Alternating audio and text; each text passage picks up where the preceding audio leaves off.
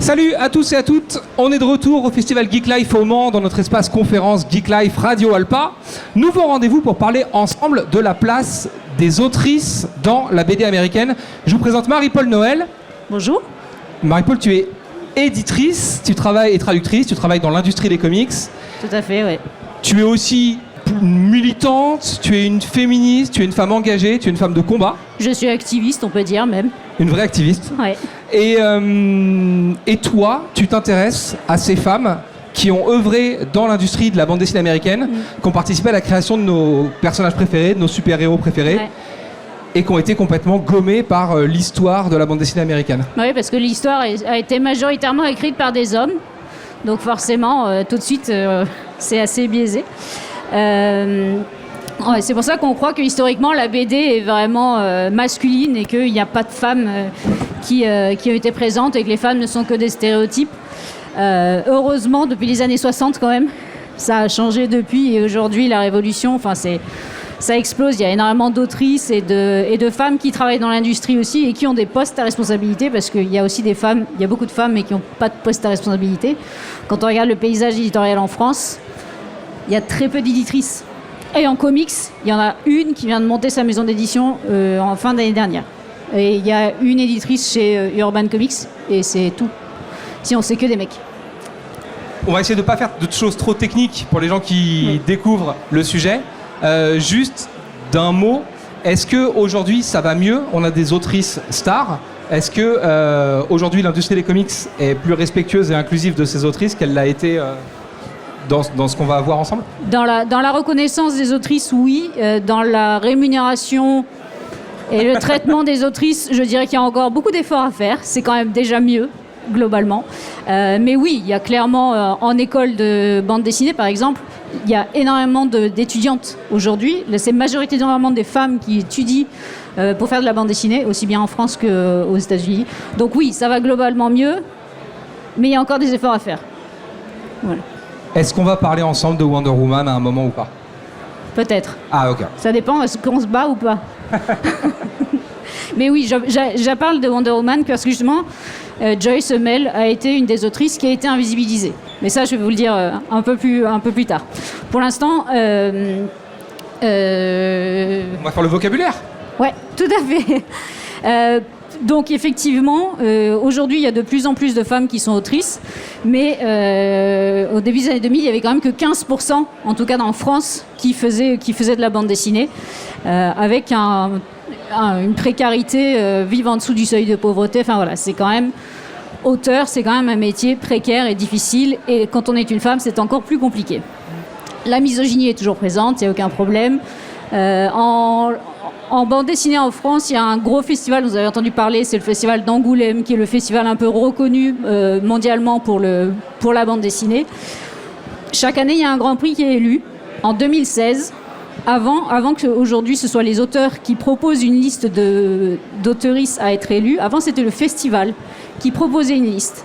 Et en 2016, ils ont été fichus de proposer une liste où il n'y avait que 30 mecs dans la liste. Donc il y a eu une mobilisation de la part des autrices qui avaient déjà monté un collectif, qui est le collectif des créatrices contre le sexisme dans la bande dessinée, qui a boycotté ce Grand Prix et qui a permis d'avoir un système beaucoup plus égalitaire aujourd'hui et qui nous permet de proposer des autrices. Donc il y a quand même des choses qui bougent et c'est super.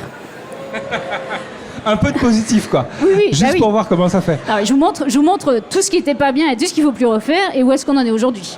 Donc en fait, ce que je vais vous expliquer d'abord, c'est qu'est-ce que c'est l'invisibilisation. Parce qu'en fait, c'est un terme qu'on utilise depuis plusieurs années maintenant pour expliquer la méconnaissance qui est des femmes inconnues. Mais comment ça marche en réalité, ça c'est quelque chose dont on n'a pas forcément conscience. Donc en gros, la première invisibilisation qui est la plus connue, celle qu'on pratique nous-mêmes au jour le jour, qui est l'auto-invisibilisation. En gros, je suis une femme, je m'invisibilise, je sais pas. Par exemple, le syndrome de l'impostrice. Et de l'imposteur, je pense que ça nous arrive à tous les jours. Et en tant que femme, on a beaucoup moins de facilité à se mettre en avant, à vendre nos compétences et notre expertise par rapport à des hommes qui, eux, auraient moins de compétences et qui pourtant arrivent à se positionner plus facilement sur des métiers importants. Ça, c'est quelque chose c'est la société qui nous a construit comme ça et c'est quelque chose qu'il faut qu'on arrive à déconstruire petit à petit. Donc en gros, on dit qu'on s'auto-invisibilise quand il n'y a pas d'argument autre qu'on trouve pour la raison pour laquelle on n'est pas connu. On n'est pas modeste, on se sous-estime. Donc en vrai, parce qu'en vrai, quand on est une femme, l'ambition, depuis l'enfance, on nous dit que c'est pas bien. La femme, elle est gentille, elle est douce, elle est effacée, elle n'est pas là pour marcher sur les pieds des autres, quoi. Elle a une maison bien tenue. Voilà, tout à fait. Elle sait bien faire la cuisine. Ça te plaît que je dise ce genre de choses? Bah, moi, j'aime bien les maisons bien tenues, mais je sais le faire moi-même, en fait. Et donc, ce qui me permet d'enchaîner avec l'invisibilisation suivante, l'invisibilisation par la condescendance et la minimisation. C'est-à-dire, on garde la femme sous contrôle. En gros, où on s'approprie son action. Ce qui m'est arrivé moi-même, il y a quelques années, sur une aventure éditoriale, où j'ai apporté un projet éditorial, et ce projet éditorial a été terminé sans moi. Je n'existe plus nulle part. J'ai été gommée de toute page, en tout cas du fait de l'éditeur. Quand il y a des articles, j'ai des photos, j'ai des mails, etc. Je sais que ce livre, c'est moi qui l'ai apporté, mais vous, en tant que public, si vous l'achetez, vous ne savez pas que c'est moi qui l'ai apporté. Et c'est un des livres dont je parle dans la présentation. C'est comme ça, même si on voyait, même moi, étant déconstruite, étant au courant de tout ça, voilà, malgré tout, j'ai subi aussi ça. La différence, si je peux me permettre, c'est que tu t'es pas laissé faire et que c'est quelque chose qui a été médiatisé. On a vu des articles passer dans la presse spécialisée, et tu as réussi à avoir, peut-être que c'est aussi un signal positif. Je veux pas la jouer genre c'est positif, hein, c'est la merde et les autrices sont pas respectées, on est tous d'accord là-dessus. Mais on a réussi à avoir une mobilisation sur cette affaire-là. Ouais. Et toi, consciente des problèmes, quand tu as vu qu'on était en train de te sortir de l'équation et de t'invisibiliser, tu as pu réagir et faire du bruit autour de cette histoire-là pour remettre le problème au centre du jeu, quoi. Néanmoins, j'ai quand même reçu une lettre d'avocat me disant que si je disais quoi que ce soit, je pouvais être attaqué en diffamation. Voilà. Ça fait toujours plaisir. Encore une fois, hein, j'ai dit c'est la merde. Oui, non, mais voilà. Mais je ne me suis pas laissé faire, et c'est aussi parce qu'on se bat, c'est dur, mais c'est parce que les choses avancent. Un autre processus d'invisibilisation qui est le plus révoltant, c'est quand c'est la famille ou l'entourage qui s'approprie les actions des femmes. C'est-à-dire que, par exemple, Camille Claudel, on la réduit souvent à un rôle d'hystérique et de folle, alors qu'elle a une histoire hyper complexe. Sa liberté dérange, en fait. Elle n'a pas fait la carrière qu'elle aurait méritée, quoi. Ou alors Marie Laurencin, qui était la muse de Guillaume Apollinaire, elle n'était pas que la muse, en fait. Mais on l'a cantonnée à une femme avec des mœurs libres. Et ça aussi, quand on met en avant la liberté sexuelle, on invisibilise aussi malgré tout les actions et les réalisations que font ces femmes. Donc il faut arriver, il faut briser les chaînes, il faut de la volonté, et c'est vraiment pas facile. Surtout quand, en plus, c'est l'invisibilisation par l'État ou l'Église qui est là le summum. Par exemple, la médecine, avant le 5e siècle, les femmes et les hommes pouvaient apprendre la médecine. Tout à coup, allez savoir pourquoi, à partir du 5e siècle, la médecine a été interdite. Ils sont revenus dessus quelques siècles plus tard, mais à nouveau, dans l'Occident médiéval, dans les universités, c'est interdit aux femmes. Les femmes n'ont pas le droit d'apprendre la médecine.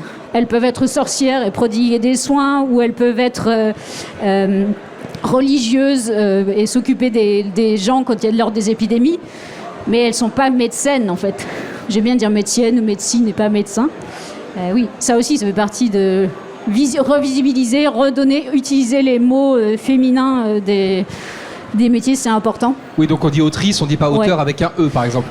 C'est un choix. Il faut que ça s'entende. Tu peux mettre auteur-e, mais c'est vrai que la plupart des autrices préfèrent qu'on dise autrice. Après, il y a des autrices qui s'appellent auteur-e.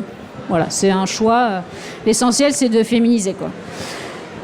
Donc l'Église qui a invisibilisé le travail d'Hypatie, qui avait découvert le système solaire, qui a été redécouvert 10 siècles plus tard, parce que Hypatie, apparemment, elle a pas fait un bon travail.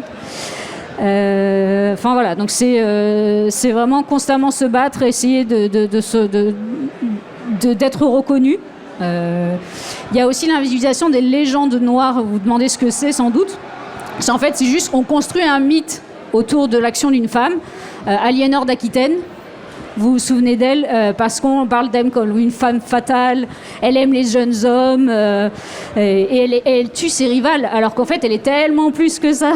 C'est-à-dire que elle administrait ses terres, elle a épousé plusieurs rois qui ont essayé de la cantonner dans son rôle de jeune femme bien sous tout rapport, qui fait la cuisine et qui coud. Mais en fait, non, elle a fait énormément de choses, Aliénor d'Aquitaine, alors qu'on la connaît principalement pour son image de femme fatale. Hein, c'est presque si toute la femme du monde occidental avait le péché originel en elle. Hein. Ne sortons pas de la voie toute tracée de mère et d'épouse. Et une problématique aussi d'invisibilisation, c'est le manque de sources. C'est-à-dire que quand on ne fait que de la transmission orale, à un moment, s'il n'y a pas une mise à l'écrit, ça se perd. Donc forcément, l'absence de source empêche de pouvoir ancrer les actions, c'est-à-dire d'avoir une trace et de ne pas pouvoir les modifier dans tous les sens, quoi. Ce qui va aussi avec le manque de disciples. Donc, c'est-à-dire que si une femme peut faire du mentorat, c'est bien parce que ça lui permet de s'émanciper, déjà, forcément. Et ensuite, en étant mentor, on a une chance d'être plus dans la postérité parce qu'on a des gens qui vont suivre nos travaux ou nos réalisations. Donc, c'est important de savoir s'entourer pour laisser une marque. Parce que quand il n'y a personne qui se revendique de votre héritage, vous n'existez plus quand vous êtes mort à un moment. Mais ça, c'est pas inhérent aux femmes, évidemment, mais c'est une des raisons. Et puis après, vous avez les femmes connues, mais qui sont méconnues.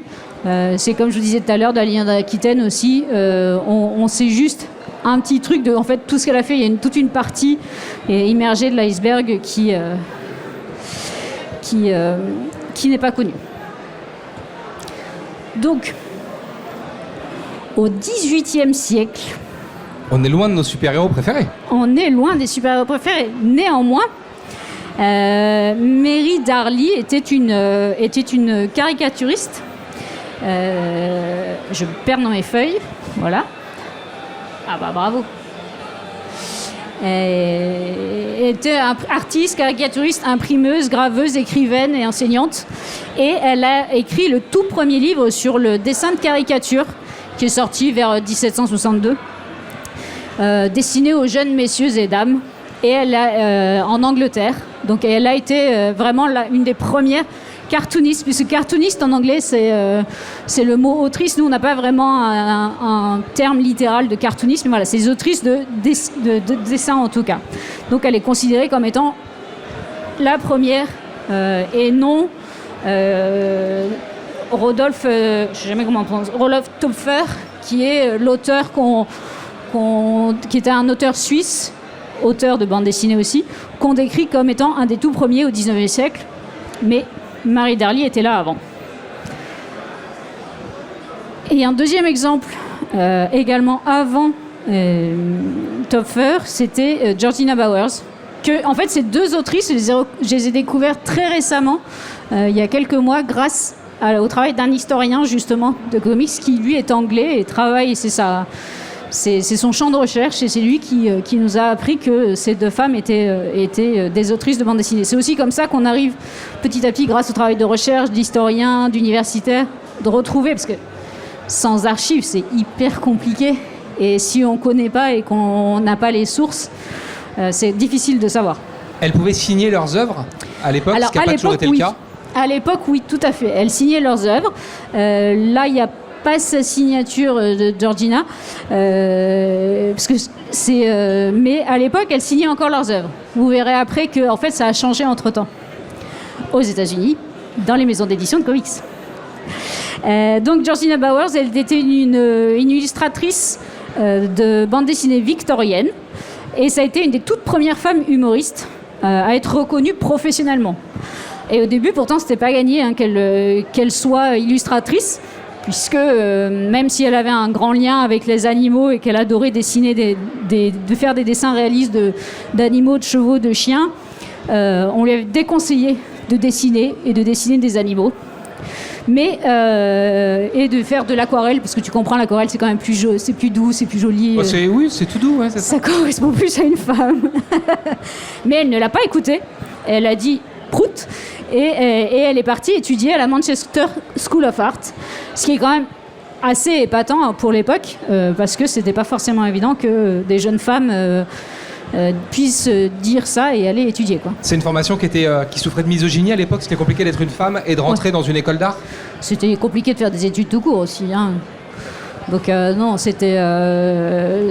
Et grand bien elle en a pris, puisqu'elle a pu publier donc, dans Punch, comme vous voyez ici, et publier pas mal de bandes dessinées. Donc ça, c'est encore la lutte, mais grâce à ça, c'est une des premières autrices de bandes dessinées en Angleterre. On passe aux États-Unis. On est encore toujours avant Topfer, le fameux illustrateur suisse, hein. On a Rose O'Neill. Donc là, on est en 1896, ouais. Pour les gens qui nous écoutent seulement et qui ne peuvent pas nous lire. Oui, tout à fait, pardon. 1896, Rose O'Neill est une illustratrice qui a fait des strips. Là, on voit The Old Subscriber Calls dans le Truth Magazine. Mais vous ne le voyez pas parce que c'est en tout petit, mais elle n'est pas signée Rose O'Neill. C'est signé CRO. Parce que, voilà, on commence déjà à signer d'un nom de plume pour pouvoir être édité. C'est un nom de plume, du coup? Ouais, c'est un nom de plume, ouais. Parce c'est que, pas un anagramme comme DR pour dire on ne sait pas qui l'a signé. Non, CRO, c'est vraiment son nom de plume pour cacher le fait qu'elle était une femme. Et c'est aussi comme ça qu'elle s'est invisibilisée et qu'on a découvert que plus tard que c'était une femme. Avec sa célèbre série The Cupies qu'elle commencera en 1909. Donc vous imaginez, là on est en 1896 et c'est qu'en 1909 qu'on découvre que c'est une femme. Et à ce moment-là, elle signera de son nom, par contre. Donc là, il y a quand même un petit sursaut ça change. Donc grâce à elle, elle a pu ouvrir la porte à l'industrie qui déjà à l'époque favorisait quand même les hommes, mais à l'image de la société évidemment. Mais ce qu'il faut noter, c'est que elle et les autrices qui ont travaillé avec elle de son temps ont été hyper importantes pour le mouvement des suffragettes. Parce que les suffragettes avaient beaucoup d'illustrations. Elles faisaient travailler, qui étaient des illustrations de femmes. Du coup, en speed, est-ce que tu peux nous replacer le contexte des suffragettes vite fait? On est au début du XXe siècle américain. Les suffragettes, c'est premier mouvement féministe début du XXe siècle, parce que les femmes à l'époque, elles n'avaient pas le droit de voter, elles n'avaient pas le droit d'avoir un compte en banque, elles n'avaient pas d'existence en fait, elles n'avaient d'existence que par leur mari. Oui, elle était sous tutelle de son mari. Si tant est qu'elles étaient mariées. De toute façon, très peu ne pouvaient pas le faire. Donc, il y a des femmes.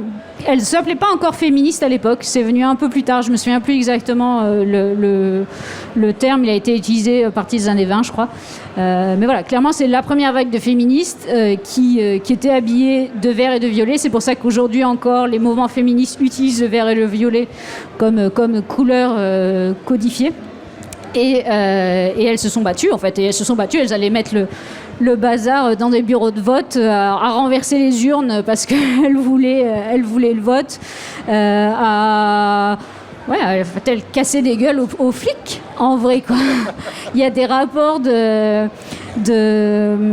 pas de plainte, mais d'enquête de flics où on peut lire que Madame Machin troublait l'ordre public. Bon, au bout d'un moment, elle s'est pas trop laissée faire, mais finalement, elle est rentrée chez elle. Enfin, voilà. Donc les suffragettes, c'est grâce aux suffragettes qu'un certain nombre de droits en tant que femme sont aujourd'hui des choses qu'on considère comme acquises. Sauf que c'est pas vraiment encore ça. Donc Rosie O'Neill, ce qu'on disait, ouais. Elle commence en 1896, elle doit attendre 1909, c'est ça? Comment? Elle doit attendre 1909, c'est ça, pour commencer à signer? Oui. Donc elle a dû d'abord avoir un succès, ouais, avant d'avoir une identité. C'est ça, tout à fait. Avant de pouvoir prétendre que c'est vraiment une femme.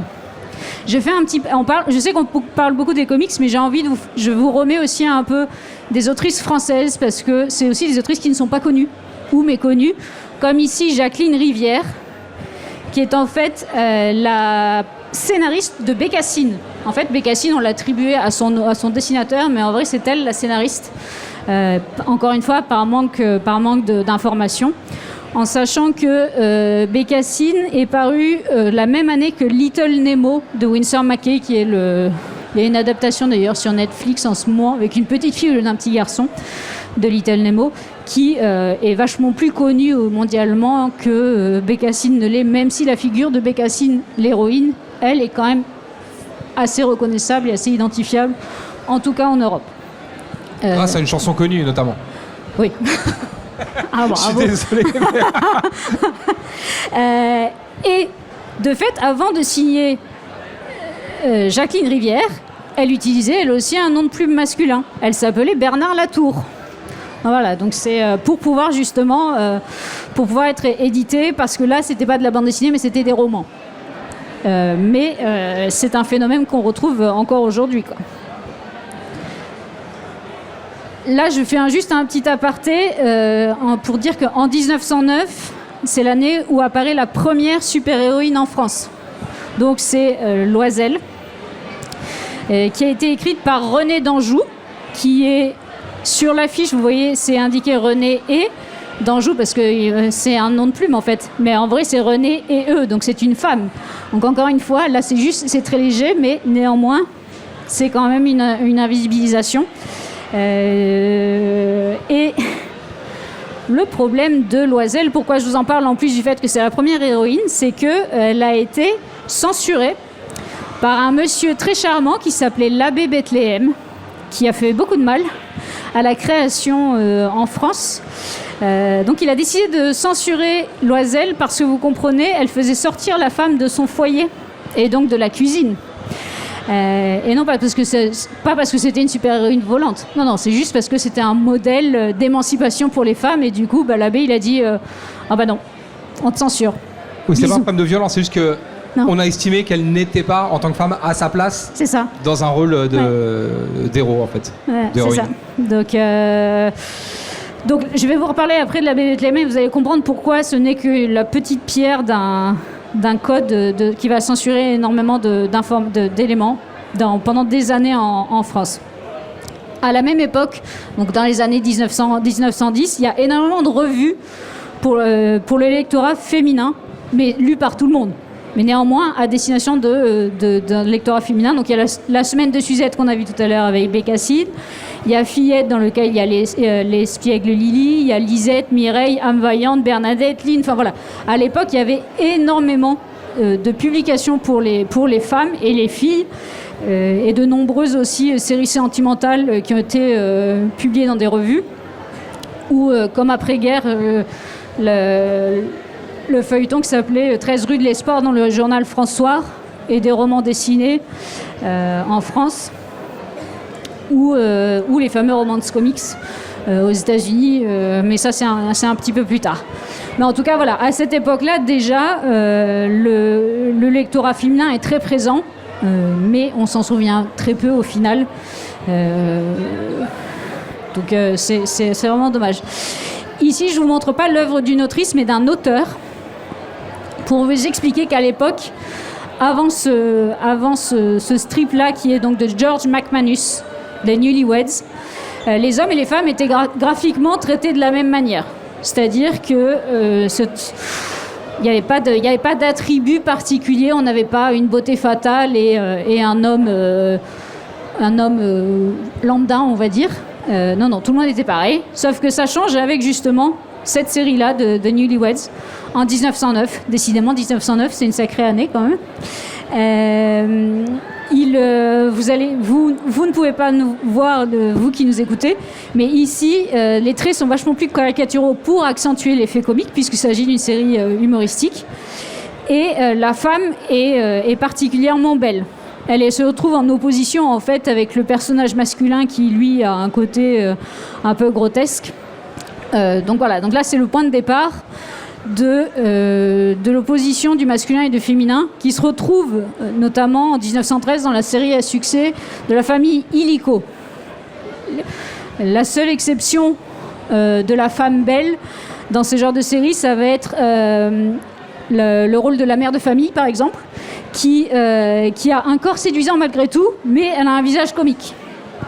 T'as vu que l'épisode, là, le strip qu'on est en train de voir, du coup, en fait, elle lui demande de faire le lit, il n'y arrive pas, il manque de mourir. Donc il y a deux choses. D'abord, faire le lit, c'est pas un truc de mec. Et les deux seules interventions qu'elle a, c'est s'il te plaît, fais quelque chose qui va mettre le type en difficulté. Et ensuite, c'est le rôle de soin. S'il vous plaît, mon mari est blessé, venez l'aider. Donc elle est encore dans cette caricature sociale. Oui, tout à fait, effectivement. C'est voilà, c'est quelque chose qu'on retrouve encore aujourd'hui. C'est vraiment une dichotomie en fait. Aux États-Unis, on retrouve ça dans les séries comme Blondie de Chi Ki-hong en 1930 ou Alley Hoop de Hamlin en 1933. Mais ça n'est pas partout parce que heureusement quand même il y a Elsie Segar qui est l'auteur de Popeye que vous connaissez, Popeye en anglais, qui lui heureusement représente les femmes de manière aussi grotesque que les hommes. Donc au moins pas tout le monde est à jeter à la poubelle. Ouf. Et au même moment, il y a tout un mouvement d'autrices aux États-Unis qui Nell Brinkley, Ethel Hayes, Tarpe Mills. Vous voyez pas bien, mais le fond de ma présentation, c'est une page de Miss Fury qui est son héroïne, Tarpe Mills. Dale Messick, elle dessine des hommes et des femmes qui sont tous séduisants. Donc voilà, donc il y a heureusement les autrices sont là pour rattraper un peu la donne des caricatures des hommes. Et en même temps, à cette époque, il y a la bande dessinée qui est vendue légalement et puis il y a la bande dessinée qui est vendue sous le manteau. Des ouvrages pornographiques dans lesquels les personnages féminins sont présents bien évidemment, mais ils ne sont là que pour servir les désirs des hommes. Il n'y a pas de... Ça n'a pas tellement changé, hein, c'est marrant. Je sais pas, j'en lis pas, donc je peux pas te dire. Et aux États-Unis, notamment, il y a les bibles de Tijuana qui parodient souvent les comics de super-héros ou les acteurs de cinéma avec tout un angle pornographique. Donc tout ça, ça se vend vraiment que sous le manteau. La Bible de Tijuana, pour ceux qui... Voilà, c'est de la parodie porno, en fait, d'œuvres cultes, et qui, évidemment, n'ont pas le droit de faire de la parodie, donc qui sont imprimés un peu en cachette, et vendus sous le manteau, et c'est... en plus, du coup, ça devient, pour les gens qui s'intéressent à la bande dessinée, c'était largement diffusé à l'époque, et ça devient une forme de pop culture très difficile à étudier, parce que mal diffusée, et donc mal répertoriée. Ouais, voilà, donc tu vois, archives, histoire, sources, on en revient toujours au même problème. Merci pour cette précision. C'est eu l'occasion de faire mon malin 2 minutes, hein. C'est toujours ça de prix. Non, mais c'est important, c'est bien. Et donc là, on arrive dans les années 1920 aux États-Unis. Je vous ai dit le nom de Nell Brinkley, donc on peut admirer une double page ici. Elle est la première femme à lancer le mouvement des Flapper Queens, qui n'est pas un mot que je peux vous traduire de manière littérale. On va dire que c'est des femmes indépendantes. Il va falloir que je trouve un mot parce que je suis actuellement en train de traduire un ouvrage justement de Trina Robbins sur le sujet et j'ai pas encore décidé ce que j'allais mettre. Parce qu'en fait, donc 1920, la guerre vient de se terminer. Les femmes, pendant la Première Guerre mondiale, elles étaient actives. Elles viennent d'avoir le droit de vote en plus en 1920 aux États-Unis. Et donc, elles veulent pas rentrer dans leur foyer et devenir des fleurs délicates comme la société aimerait les remettre dans leur cuisine. Non, que dalle. Elles buvaient, elles fumaient, elles se rebellaient.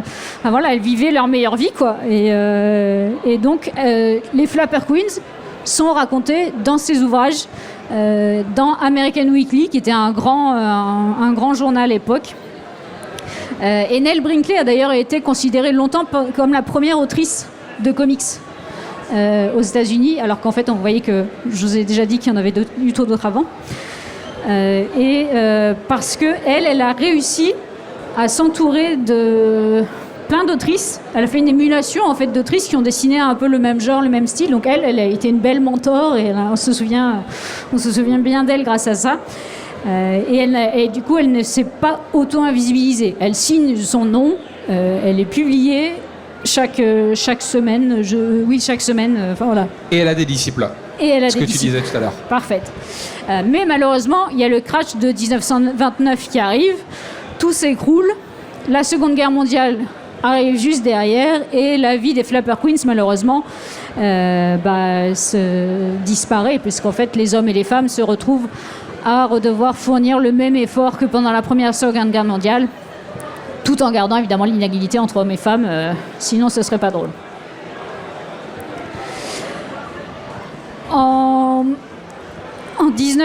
Dans les années 1920, on a un nouveau type de personnage dont on peut y voir le rôle de Cendrillon, enfin une figure de Cendrillon, en gros une jeune femme qui doit lutter pour survivre dans un environnement hostile.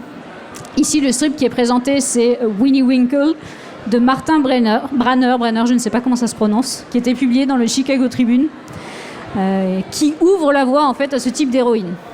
Après, on aura Tilly the Toiler de Ruth Westover en 21, Boots and Her Bodies d'Edgar Manton de 29 à 69, et surtout la fameuse Little Orphan Annie de Harold Gray qui paraîtra en 1924 et qui a duré pendant des décennies. Ici, on voit donc que les femmes ne sont pas juste cantonnées à un rôle secondaire, enfin. Elles ne sont pas que l'éternelle fiancée ou la femme fatale. Elles peuvent aussi être pleines de ressources et être indépendantes. C'est une figure d'héroïne qui va perdurer dans le temps, notamment Juliette de Moncoeur dans les années 50 de Stan Great et Elliot Kaplan. Et avec où une jeune femme trentenaire arrive à s'imposer dans un monde dominé par les hommes. Ou en Angleterre, dans les années 50, il y a pas mal de jeunes femmes qui sont les héroïnes de leur propre série dessinée. Donc ça, c'est aussi important parce que l'image de la femme est un peu cassée dans ces représentations stéréotypées et misogynes, évidemment, parce que sinon, le monde de la BD, que serait le monde de la BD sans la misogynie ? C'est l'arrivée dans la BD des femmes qui ressemblent aux femmes, en fait. Ouais, c'est ça. Tout à fait, c'est exactement ça. Enfin, on a des nanas qui font des choses de la vie de tous les jours et qui arrivent à s'en sortir. Ici, sur cette slide, je vous présente Manon Yessel, qui était une illustratrice de romans pour enfants dans les années 30, qui était écrite par Tribly. Mais c'est une des premières dessinatrices de bande dessinée en France. Elle a écrit beaucoup de nouvelles de Suzette en vacances, Bernadette. Elle fait aussi les aventures de l'héroïne du mensuel Capucine dans les années 60. Mais dès 1932, elle dessine les aventures de Pat et Pew. Et là, vous voyez que c'est vraiment de l'art séquentiel. Donc l'art séquentiel, c'est l'art de la bande dessinée avec des cases, des bulles et une histoire qui se suit dans une même page ou dans un album en entier. Donc c'est vraiment, elle a été vraiment invisibilisée, oubliée et redécouverte par le travail d'une universitaire il y a quelques années. Et Pat et Pew a remplacé Félix le chat dans le journal dans lequel elle était publiée. Donc voilà, ça montre à quel point à l'époque elle était importante. Et on arrive. C'est marrant ce que tu dis, ça montre à quel point elle était importante à l'époque. Ouais. Moi j'apprends, j'ai un petit background comics et BD. Il n'y a pas un nom que je me souviens d'avoir déjà entendu par exemple. C'est en ça que le travail de recherche de sources, d'avoir des archives est hyper important. Et c'est pour ça que moi je dis aux gens, quand vous faites quelque chose, gardez des traces, faites des archives, faites des photos, filmez-vous. Quand vous faites des trucs importants, pour qu'il y ait une trace des archives, parce que derrière, dans 100 ans, il y a peut-être des gens qui redécouvriront votre travail qui vous semble un peu anodin aujourd'hui et qui aura une importance folle dans 100 ans. Quoi. Wonder Woman. 1943. Ouais. Et donc, c'est une case de Wonder Woman. Tout à fait. Joy Hummel. Donc pourquoi je vous parle de Joy Hummel, qui au départ étudiait la psycho à l'école Catherine Gibbs, où enseignait William Marston. Donc quand on connaît l'histoire de Wonder Woman, William Marston, on sait qui c'est, parce qu'en fait c'est le scénariste et créateur de Wonder Woman. Mais en fait, Monsieur Marston a trop de succès et il se retrouve complètement dépassé. En fait, il y a trop DC Comics, il y a trop de taf il n'y arrive plus, puisqu'il faut qu'il écrive le comic books, le comic strip, etc.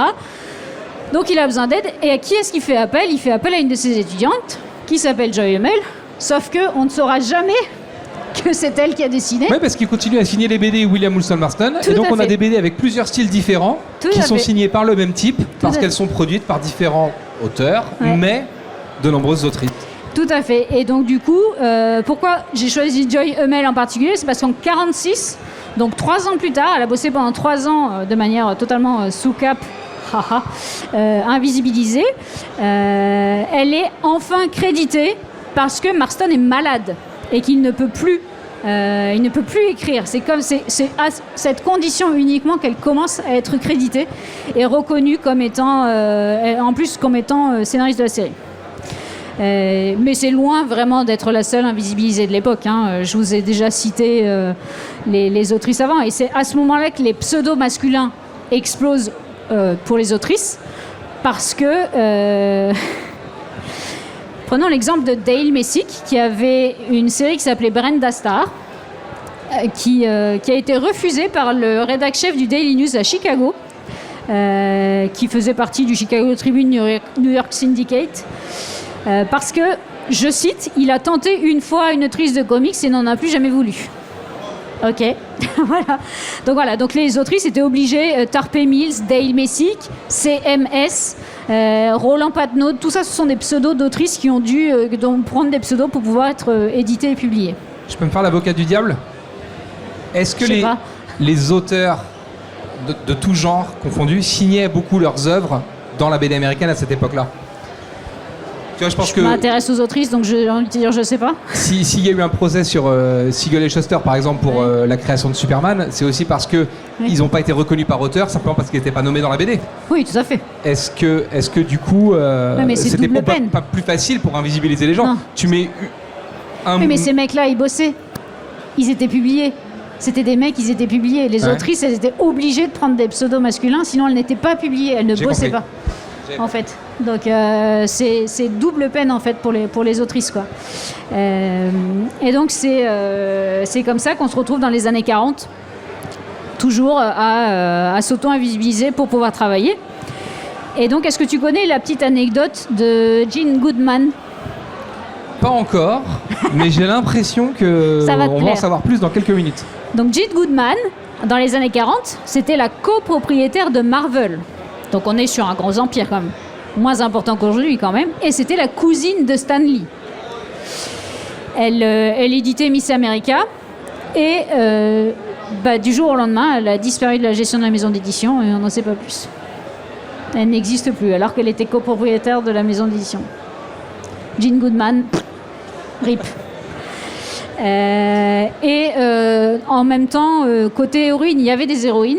Néanmoins, il y avait vraiment très peu de produits dérivés. On l'a vu encore il y a quelques années avec Star Wars, qui ne voulait pas faire de produits dérivés. Pas de figurines autour de Rey, tous les personnages sauf Rey. Voilà. Qui est l'héroïne du film. L'héroïne du film de Star Wars, qui est quand même un personnage hyper marquant, hyper intéressant, hyper important pour toutes les mômes qui sont en train de se construire aujourd'hui. Ben non, que dalle. Il n'y a pas de figurines. Donc à l'époque non plus, il n'y avait pas trop de ça. Et il paraîtrait que Supergirl, qui est donc la cousine de Superman, ça a été malin. Ils ont créé Supergirl, la cousine de Superman, comme ça elle ne pouvait pas être un love interest pour Superman, donc au moins elle avait une figure un peu plus importante. Elle aurait été créée par le marketing, ça aurait été impulsé par le marketing de DC Comics, parce qu'au départ ils ne produisaient que des costumes de Superman pour les enfants, pour les costumes de déguisement. Donc ils auraient créé Supergirl dans l'idée de faire du produit dérivé pour les petites filles. Pour pouvoir en vendre plus, simplement pour augmenter la... Il faudrait plus de sources, mais en tout cas, c'est ce que on trouve comme info, quoi. Ça a aussi traduit une mode qui a eu vent longtemps dans la BD américaine, c'est que Supergirl, c'est un dérivé de Superman. Ouais. Il y a très peu d'héroïnes qui ont été créées avec leur propre identité, leur propre pouvoir. Tout à fait. On a des versions féminisées, en fait, de super-héros connus, parce que si ça marche sur les petits garçons, on veut bien aussi l'argent des petites filles. Oui, tout à fait. Bah oui, hein. L'argent n'a pas d'odeur. Hein. Et on passe dans les années 50. Où là, l'explosion des fameux romances comics, donc les romances comics, c'est des histoires d'amour assez lourdingues et assez sexistes, hein, soyons honnêtes, hein, c'est pas non plus une grande période artistique. C'est-à-dire Non. qu'il y a le Comics Code qui est arrivé, il y a la censure des Attends, comics. tu spoil. Ok. Bref, Vas-y. on peut plus trop raconter l'histoire de bagarre dans la BD américaine pour plein de raisons que je ne spoile pas puisqu'on va en parler dans quelques minutes. Et du coup, si on veut continuer à publier de la BD, il faut raconter ce qu'on peut raconter. Et donc, c'est principalement des histoires de romance à l'eau de rose, Oui. le plus simple possible. Ouais, Et c'est ça. feuilletonnante. Surtout feuilletonnante. Oui, c'est ça. Il faut effectivement le feuilleton permet de effectivement fidéliser le lecteur et faire rentrer de l'argent pour que les séries continuent. Donc dans les années 50, il y a assez peu d'autrices dans les grandes maisons d'édition américaines, sauf la page que vous voyez ici d'Aquaman, Ramona Fradon, je ne sais pas comment on prononce, qui a été employée en tant que dessinatrice par DC Comics pendant 10 ans, alors que la plupart des autres femmes étaient coloristes, lettreuses. Alors lettreuses, bande dessinée, le travail de lettrage, donc toutes les écritures qu'il y a dans les bulles et dans les cartouches, à l'avant, tout était fait à la main. Aujourd'hui, c'est numérique. Le métier de lettreur existe toujours. Mais voilà, donc c'était des femmes principalement qui faisaient le lettrage à la main. J'ai le mauvais rôle dans cette conférence, tu sais, j'ai le rôle de maître des horloges. Et donc, je suis obligé de te dire qu'il nous reste une dizaine de minutes. D'accord. Donc voilà, les années 60, ça commence en France. La libération des mœurs arrive, le érotisme commence à faire sa place dans la bande dessinée, avec des personnages féminins de plus en plus présents. Mais ça a un double tranchant. La représentation, il y a toujours des scènes déshabillées, de femmes déshabillées dans la bande dessinée. C'est une misogynie de la représentation stéréotypée dans les bandes dessinées, avec des clichés qui reviennent en permanence. Elles sont toujours belles, elles sont toujours... elles ont... Ouais, ça m'agace. Le costume de super-héros d'un mec, il a une cape et il a un costume. Voilà. Et celui d'une nanas, fille, il a un décolleté et une jupette. Je sais que c'est Trina Robbins qui a expliqué à l'éditeur, au dessinateur, ce que voulait l'éditeur pour le costume de Vampirella. Vampirella, c'est une super-héroïne qui est vêtue d'un maillot de bain. On dirait une culotte mélangée avec des bretelles qui passerait aux épaules. Du coup, c'est une culotte que vous accrochez aux épaules. Oui, parce qu'il ne faut pas avoir les tétons quand même. Faut pas déconner. Il faut que la barre du V passe sur les tétons. Tout à fait. Donc voilà. Et donc j'arrive au fameux abbé Bethléem. En fait, il a instauré la loi du 16 juillet 1949, qui est une loi de censure des ouvrages d'initiation de la jeunesse. Qui avait pourtant été voté après sa mort, mais c'est lui qui a été l'instigateur de cette chose-là, et ça a été une catastrophe pour les personnages féminins. C'est un peu le pendant du Comics Code Authority que tu évoquais tout à l'heure aux États-Unis, qui aura à peu près le même but et les mêmes conséquences, c'est-à-dire que les femmes, les rôles féminins, ils disparaissent. Il y a une autocensure des éditeurs, c'est vraiment catastrophique. Et elles ont souvent des rôles, quand elles sont présentes, c'est souvent des rôles secondaires. Genre Sécotine dans Spirou, quoi. Soit elles sont dans les ennuis, soit elles n'ont pas de personnalité. Donc ça, c'est vraiment un vrai problème qu'on a à cause de ce code.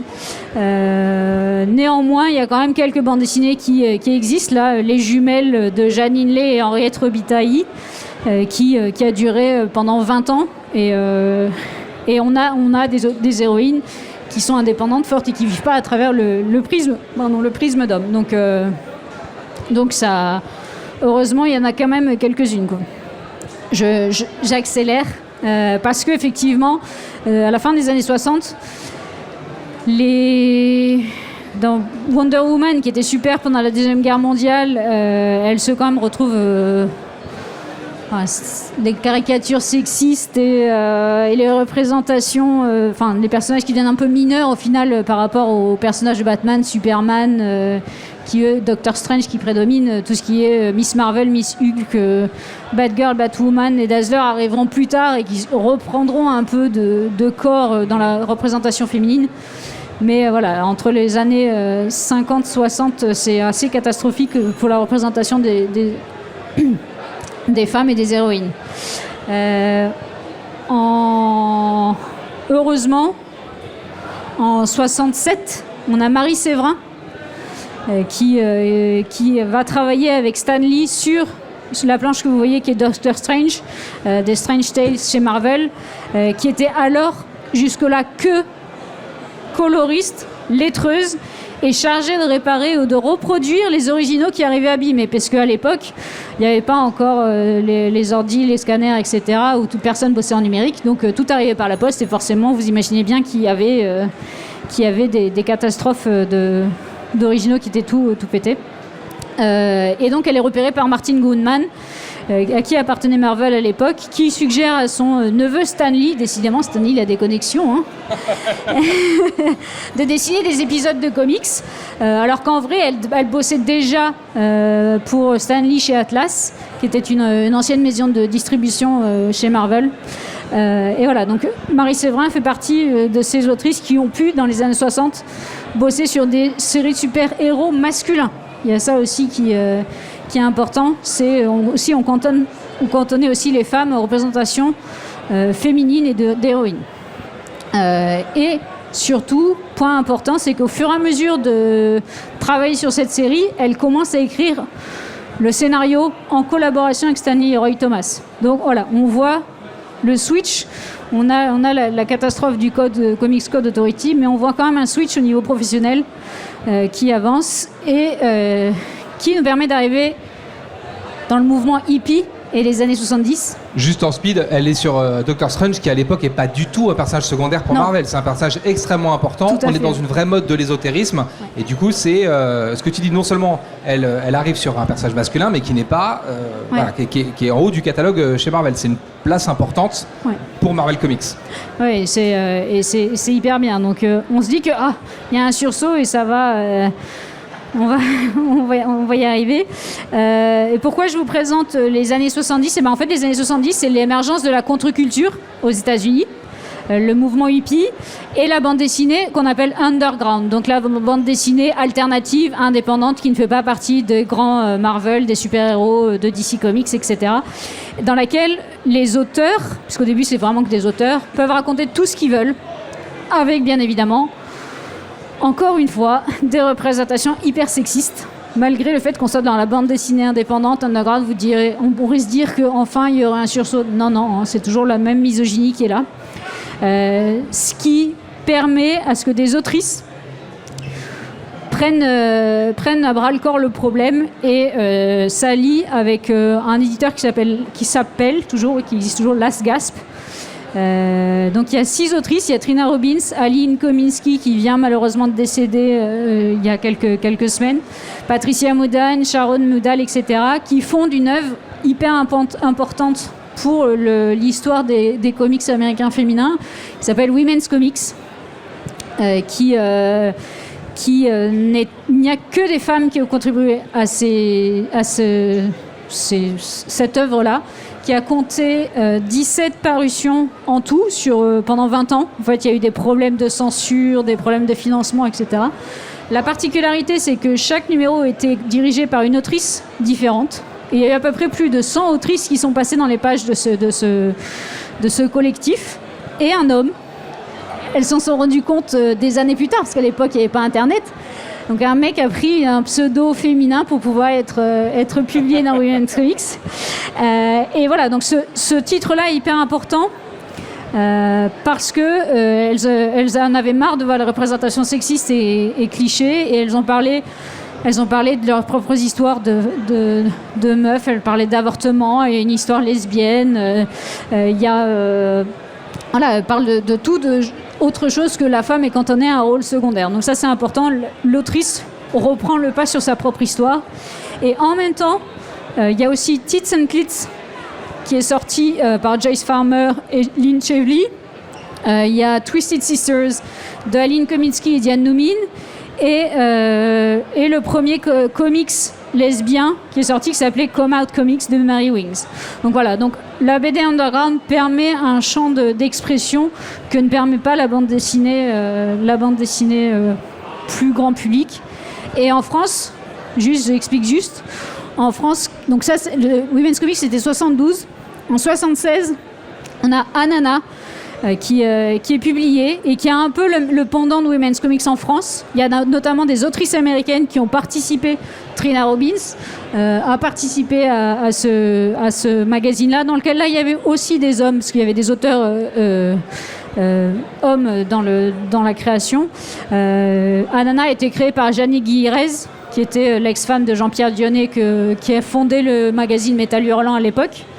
Voilà, donc on voit, le champ des possibles s'ouvre enfin. Je veux dire, on peut enfin raconter des choses qu'on ne voit pas forcément ailleurs. Mais Anana est censurée au numéro 9 en août 1978 par la Commission de surveillance et de contrôle des publications destinées à la jeunesse.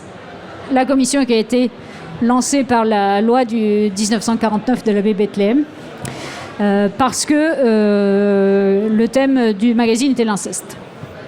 Le fameux abbé qui n'aimait pas l'oiselle parce qu'il ne fallait pas qu'une femme sorte de chez elle. On est vraiment pris par le temps. Est-ce qu'on peut prendre comme exemple représentatif Trilla Robbins, qui est un sujet que tu connais bien? C'est quoi l'œuvre concrètement de Trilla Robbins? Qu'est-ce qu'elle a fait dans l'industrie des comics et pour lequel elle n'a pas été reconnue finalement? Alors, pour lequel elle commence à être reconnue aujourd'hui. En fait, Trilla Robbins est une historienne de la bande dessinée américaine. En gros, elle est autrice au départ. Elle ne dessine plus aujourd'hui parce qu'elle a 84 ans.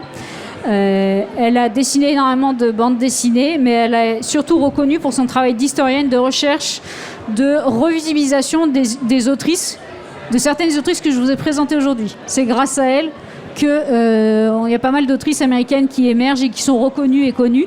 Et elle fait un travail, elle continue à faire ce travail-là. Elle a fait du travail sur Gladys Parker.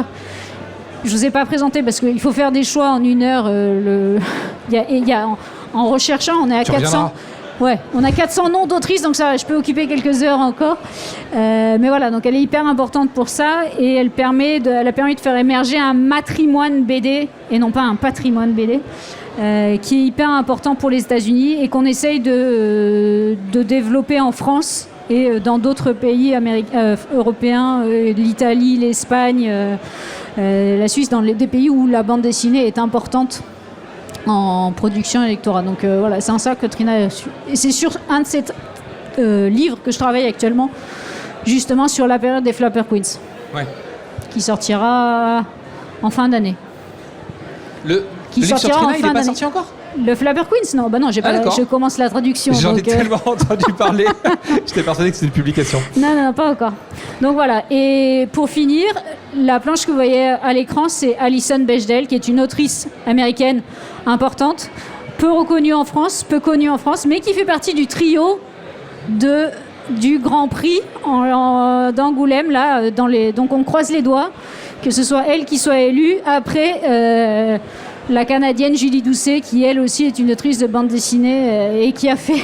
Ça a défrisé pas mal d'auteurs en France qu'une autrice underground était élue Grand Prix. Déjà une autrice, mais alors en plus en underground. Et qui en plus a arrêté de faire de la bande dessinée depuis la fin des années 90. Voilà, je pense qu'il y en a plusieurs qui étaient en PLS ces derniers mois. Pour une fois qu'il défraye la chronique de façon positive avec la sélection, c'est pas mal. Tout à fait. On va devoir se quitter là-dessus, si vous le voulez bien, je suis désolé. Merci du coup d'avoir suivi cet échange en face. Merci. De nous, ici à Geek Life, dans notre espace conférence Geek Life Radio Alpa. Vous avez pu nous suivre en podcast aussi ou directement sur l'antenne de Radio Alpa. Nous, on se retrouve très bientôt. Si vous voulez entendre plus de conférences, il suffit de taper Geek Life Festival et podcast dans un moteur de recherche. Je suis Matt et je vous dis à bientôt.